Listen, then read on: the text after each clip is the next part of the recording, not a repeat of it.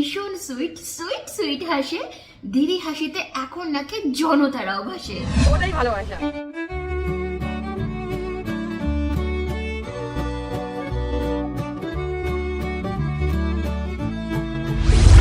খেতে খেতে গিয়েও দিদি চোখটি টিপে দেয়, আমাদের এই চ্যাংড়া পোলা নাকি এখানে কাজ খায়।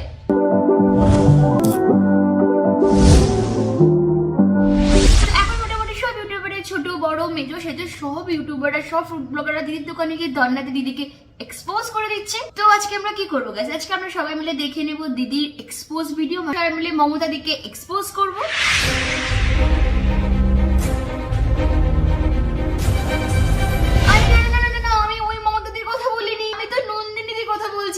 কি সাক্ষ্য প্রমাণ আছে তোমার কাছে? সাক্ষ্য প্রমাণ দিদি তো নিজেই বলেছে।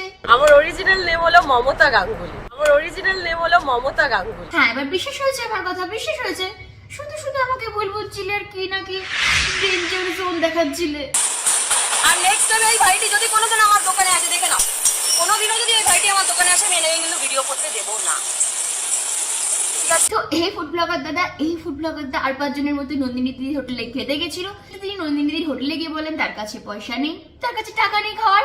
আর তারপর দাদার হঠাৎই মনে হয় তার মানি ব্যাগে তো টাকা আছে। তো তিনি সিম্পলি দিদিকে বলেন, দিদি আমার মানি ব্যাগে টাকা আছে, আমি জাস্ট তোমার সাথে একটু মজা করছিলাম। আর এটা শুনে নন্দিনী দিদি, তোমাকে বলছি ভাই, লাস্ট বার বলছি, এরকম মজা অন্য কারোর সাথে করলে করতে পারো, আমার দোকানে এসে কিন্তু করবে।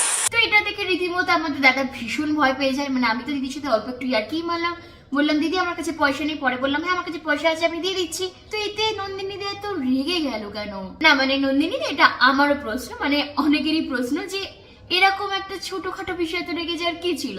ভাই আমার সাথে হঠাৎ করে ইয়ার্কি করছে, মজা করছে, যে বললো প্রথমে আমার কাছে টাকা নেই। আমি বললাম ঠিক আছে ভাই, তোমাকে টাকা দিতে হবে না। তারপরে উনি পার্স বের করে আমাকে বলছে যে আমি মজা করছি। দাদাটা বলেছিল দাদার কাছে পয়সা নেই। আমি বুঝতে পারছি দাদাটা একটু ইয়ার্কি মেটেছিল, কিন্তু ছোটখাটো ইয়ার্কি দিতে পার্সোনালি আমার মনে হয় না যে কারোর ক্ষতি হয়। তাহলে দিদি হঠাৎ করে এত রেগে যাওয়ার কারণ কি? এত রেগে গেলে কি হয় দিদি বলো? এত রেগে গেলে কিন্তু হয় না। আর আমি তো মনে মনে ভাবছি দাদাটা এখানে কি ভাবছে। দাদাটা মনে মনে ভাবছে আমি সকাল সকাল উঠে খেয়ে দিয়ে স্নান করে গায়ে পারফিউম দিয়ে নন্দিনীদের কাছে গেলাম, নন্দিনীদের সাথে একটা ভালো ভিডিও করবো, একটা ভালো সেলফি নেবো, একটা সুন্দর করে থাম্বনেল তুলবো, ব্যাস। দিদি এরকম রেগে গেল কেন? আর বাঙালি সেই কমন ডায়লগ, দাদাটা মনে মনে ভাবছে আজকে কার মুখ দেখে উঠেছিলাম বস, কার মুখ দেখে আজকে উঠে গিয়ে আমি দিদির দোকানে গেছিলাম। বাইরে ওই দাদা তুমি আয়নাতে নিজের মুখ দেখে ফেলোনি তো? না মানে মাঝে মধ্যে না আমার দিন খারাপ গেলে আমার এরকমই মনে হয়, নিশ্চয়ই আয়নাতে আজকে নিজের মুখটা দেখেছিলাম। কিন্তু দিদি এখানে আমার পার্সোনালি মনে হয় এই ছোট একটা বিষয়তে কিন্তু ভীষণ একটা ওভার রিয়াক্ট করে ফেলেছো। ওটা ভীষণ একটা ওভার রিয়াকশন ছিল, এতটা রিয়াক্ট করার কোনো কারণই ছিল না এরকম ছোটখাটো বিষয়। এরকম ছোটখাটো ওভার রিয়াক্টের কথা বলতে কি না আমার একটা কথা মনে পড়ে গেল। আমি যেন কোথায় একটা রানুদি গন্ধ পাচ্ছি। স্ট্রাগল করেছি, স্ট্রাগল করার পরে কি আমি এই জায়গাটা পেয়েছি, ভগবান আমাকে দিয়েছে, কোনো মানুষ দেয়নি আমাকে। কি দিদি শুনতে পেলাম না? কি স্ট্রাগল করেছি, স্ট্রাগল করার পরে কি আমি এই জায়গাটা পেয়েছি, ভগবান আমাকে দিয়েছে। ভগবানের দৌলতে যাচ্ছে ওরা, ভগবানের নয়, সার্ভের চাকর। ভগবান আমাকে দিয়েছে, কোনো মানুষ দেয়নি। আরে দিদি কি সব বলছো? তুমি তো গত 2 বছর ধরে রান্না করছো, গত 2 বছর ধরে তুমি অনেক পরিশ্রম করে তোমার হোটেল চালাচ্ছো। সিরিয়াল ব্যাপারটা কি হয়েছে জানো তো, গত 2 মাস আগে, আমি 2 বছর ধরে এটা কন্টিনিউ করছি, কিন্তু এই 2 বছরে কি তুমি এতটা সাকসেস পেয়েছো? বাট গত 2 মাস আগে হঠাৎ করে একটা ভিডিও, একজন ভাই আসে কমলেশ বলে, ওই ভাইটা এসে একটা ছোট্ট ভিডিও বানায়। যতটা সাকসেস তুমি এখন পেয়েছো দিদি, আমরা এতটা উপরে উঠে গেলেও না সবসময় আমাদের চোখটা নিচের দিকে রাখা উচিত। আমরা কোথা থেকে উঠেছি, কিভাবে উঠেছি, কতটা কষ্ট করে উঠেছি সেটা বোঝা উচিত। আমাদের কষ্টের সময়গুলোতে কারা আমাদের পাশে ছিল, কারা আমাদের হেল্প করেছিল, সবসময় তাদেরকে মনে রাখা উচিত। আমাদের ছোট ছোট দুঃখের সময় যারা আমাদের পাশে ছিল কখনোই কিন্তু তাদেরকে আমাদের ভোলা উচিত না। রানুদির কথা আমি ছেড়ে দিলাম, রানুদি অনেক বয়স্ক মানুষ, কিন্তু দিদি এই কথাগুলো তোমার মুখ থেকে মানায় না। আচ্ছা বাংলাদেশে কি তোমাদের ব্রাঞ্চ হবে কখনো এই রেস্টুরেন্টে? Nandini restaurant Bangladesh branch. তিনি বাংলাদেশ খাওয়াতে আসবে এখন, টাকাটাকে ইনফর্ম করো। অফকোর্স সাথে সাথে না আমাকে একটু ফাইনান্সিয়ালি সাপোর্টও দিয়ে দিও।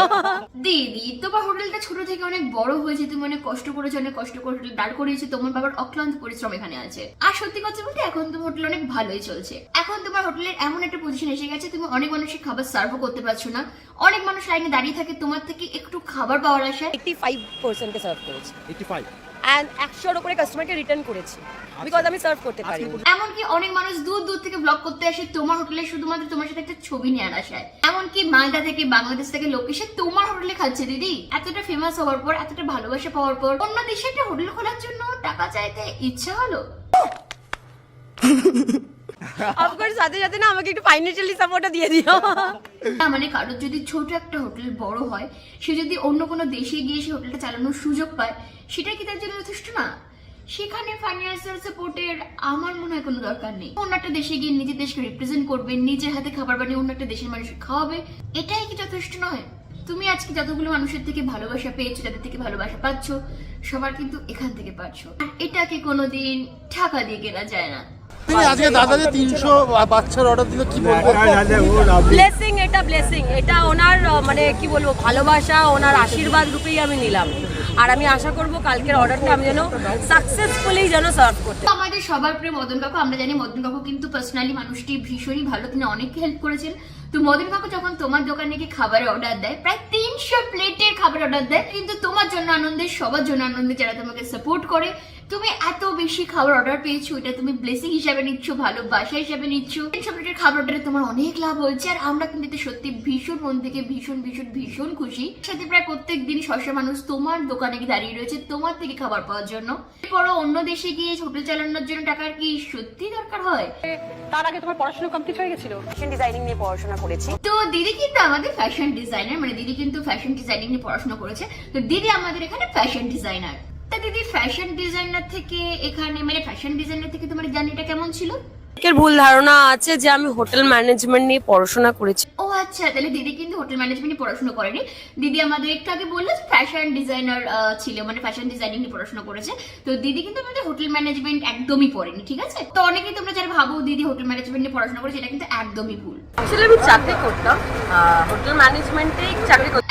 এক মিনিট দিদি, মানে একটু আগে তুমি বললে মানে আবার মানে হোটেল ম্যানেজমেন্ট নিয়ে আবার চাকরি, মানে না, পিজা চেনের সাথে জড়িত ছিল। ও মানে তুমি পিৎজা চেইনের সাথে আবার জড়িত ছিলে? पर मैंने एज अ वेटर जॉब किया, ওয়েটার, सब मिला किचन हेल्पर के हिसाब से। আরে মুঝে চক্কর আনে লগ গয়া अब। দিদি তুমি সব কি বলছো? আমার মাথা যন্ত্রণা করছে। মানে একটা মানুষ এতগুলো প্রফেশনে কিভাবে থাকে?